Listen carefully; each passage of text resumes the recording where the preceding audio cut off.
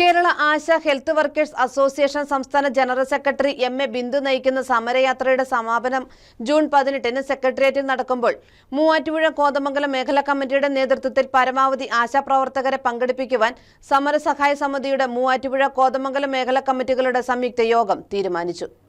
കേരള ആശ health workers association സംസ്ഥാന general secretary MA. Bindu നയിക്കുന്ന സമരയാത്രയുടെ സമാപനം ജൂൺ 18-ന് സെക്രട്ടേറിയറ്റ് നടയിൽ നടക്കുമ്പോൾ മൂവാറ്റുപുഴ കോതമംഗലം മേഖലാ കമ്മിറ്റിയുടെ നേതൃത്വത്തിൽ പരമാവധി ആശാപ്രവർത്തകരെ പങ്കെടുപ്പിക്കുവാൻ സമരസഹായ സമിതിയുടെ മൂവാറ്റുപുഴ കോതമംഗലം മേഖലാ കമ്മിറ്റികളുടെ സംയുക്ത യോഗം തീരുമാനിച്ചു. അതിജീവനത്തിനായി മാസങ്ങളായി സെക്രട്ടേറിയറ്റ് നടയിൽ സമരം നടത്തുന്ന ആശമാരുടെ ദീനരോധനം കണ്ടില്ലെന്ന് നടിക്കുന്ന സംസ്ഥാന സർക്കാരിന്റെ ധാർഷ്ട്യം ഭരണത്തിന് കേരളത്തിലെ പൊതുസമൂഹം തിരിച്ചടി നൽകുമെന്ന് യോഗം വിലയിരുത്തി.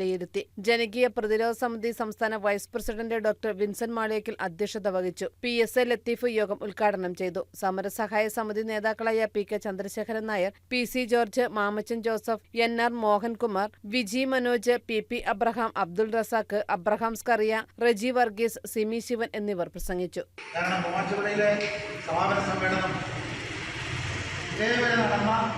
ജില്ലാ പരിപാടികളിൽ വെച്ച് ഏറ്റവും മികച്ചത് എന്ന് വിലയിരുത്തപ്പെട്ടിട്ടുണ്ട്.